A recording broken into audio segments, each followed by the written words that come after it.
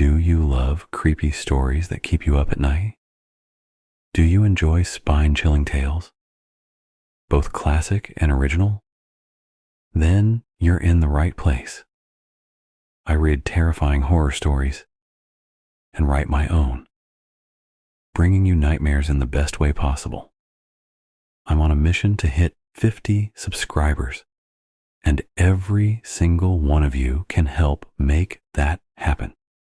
So, if you love horror, hit subscribe and turn on notifications, because the scariest stories are yet to come, and you won't want to miss them. I got up every morning just like every other day. My alarm would blare at the same time. I'd groggily get ready, grab my things, and head to work. But today was different. Today, I overslept. Panic hit me the moment I glanced at the clock. I was late, really late. There was no time for my usual routine. I threw on my clothes, barely fixed my hair, and bolted out the door. The train station was my only goal. The streets were crowded, as always. I pushed past people, bumping into them without a second thought. I heard their annoyed murmurs, but I didn't care. I needed to catch that train. My legs burned from the sprint, but I forced myself forward. Then disaster struck. I crashed into someone, hard. My foot twisted awkwardly, and before I could regain my balance, the pavement rushed up to meet me. My head slammed against the ground. Darkness. When I opened my eyes, everything was wrong. The smell hit me first, pungent and sickly, like rotten eggs and sulfur. I gagged, my throat burning. The floor beneath me wasn't concrete. It was soft, damp, and yellow. I pushed myself up, my hands sinking slightly into the moist, decaying carpet. Confusion swirled in my mind. I looked around. Walls stretched endlessly, covered in the same faded yellow wallpaper, peeling at the edges like something long abandoned.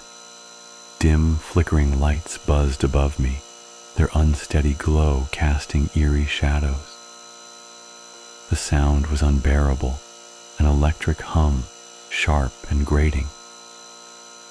Where am I? My voice wavered. My chest tightened. This wasn't home. This wasn't the train station. I stood slowly, my head throbbing from the fall. Was I kidnapped? Drugged? A dream?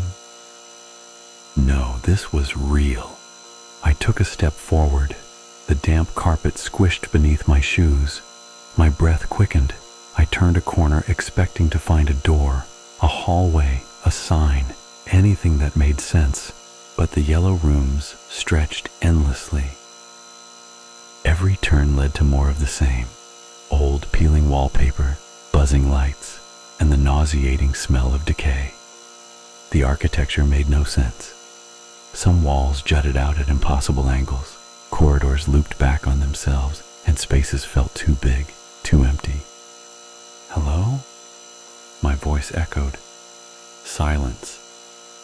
I tried again, louder this time. Anybody here? Can someone hear me? Nothing. A deep, primal fear clawed at my gut. This was wrong. So wrong. I swallowed the lump in my throat. Panic wouldn't help me now. I had two choices: stay here and wallow in fear, or move forward and try to find a way out. I chose to move. With every step, my heartbeat pounded in my ears. I avoided the darkened paths, sticking to the areas where the lights flickered, no matter how grating the noise was. I had no idea where I was going.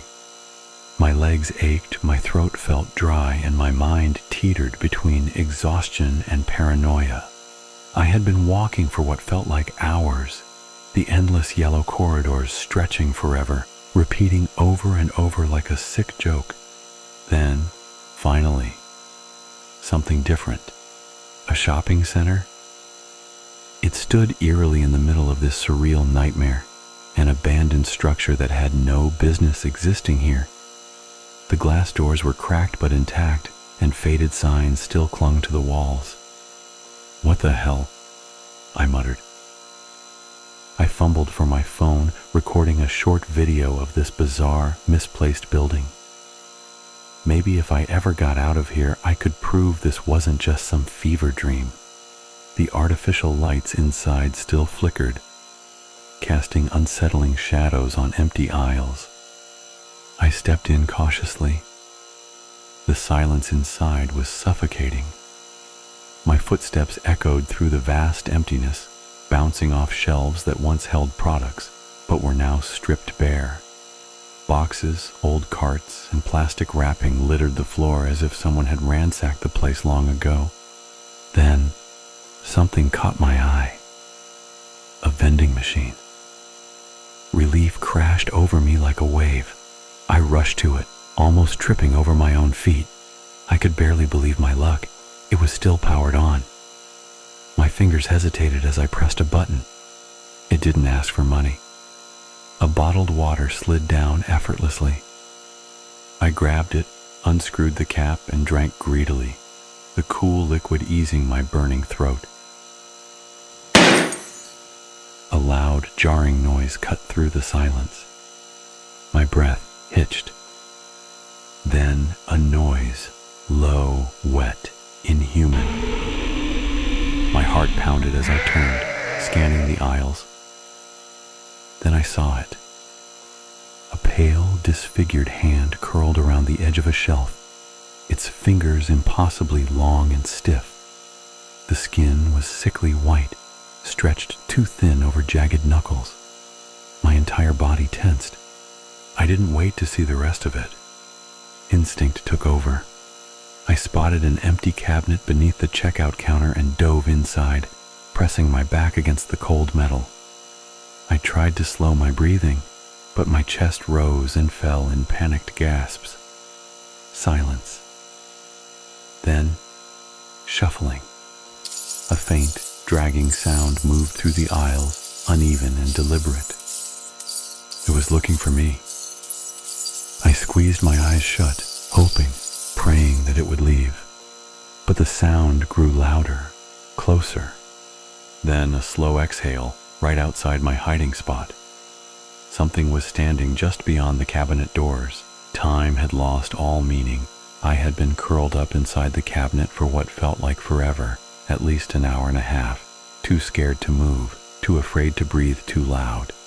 The creature had been right outside, its horrible presence looming in the silence. But after a while I heard nothing. Was it gone? I hesitated, then slowly cracked open the cabinet door. With shaking hands, I raised my phone and turned on the camera, carefully angling it outside to check. Nothing. No twisted, pale figure. No monstrous silhouette lurking in the aisles. Like it had never been there at all. My heart still hammered as I crawled out, glancing around nervously. The silence was deafening, but I had to keep moving. I couldn't stay here. I needed to find a way out.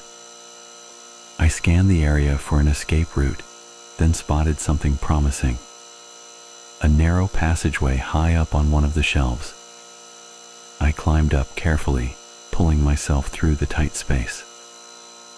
My breath was shallow as I squeezed into a dimly lit corridor. The air was thick and stale, the walls pressing in too close.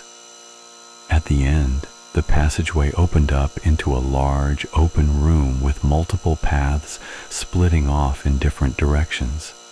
I turned around to take in my surroundings, and my blood ran cold. The creature was there. It was crawling towards me, squeezing through the narrow passage with unnatural ease. And now, I could see it clearly. It was tall but hunched on all fours, its limbs impossibly long and thin, its skin a ghostly pale white. stretched taut over its skeletal frame. It had no hair, no nose, just smooth, empty flesh where a human's features should be. Its black, soulless eyes locked onto me, and its mouth, jagged, red and wrong, stretched in an unsettling expression. But this time, it made no sound. My survival instincts kicked in. I turned and bolted. I took the middle passage, sprinting as fast as my legs would allow. The creature moved behind me, swift and silent, its presence sending ice through my veins. I didn't dare look back. I ran and ran until I tripped. Pain shot through my knee as I hit the damp carpet. Gritting my teeth, I scrambled up, only to realize the horrifying truth. A dead end. No, no, no. My hands pressed against the wall. No door. No way out. The creature was coming. Tears welled up in my eyes as I spun around, my back pressed against the unyielding wall. It was running straight toward me. I panicked. My breath hitched, and in a last, desperate act, I roared at the top of my lungs, trying to make myself look bigger, more dangerous, anything to make it stop. But it didn't. I braced myself, flinching, my arms shielding my face. And then, nothing. Slowly, hesitantly, I lowered my arms and peeked. The creature had stopped mere feet away. Its dark eyes bore into me. Then, to my utter shock, it lifted one long, bony finger and pointed behind me. Confusion swallowed my fear for just a moment.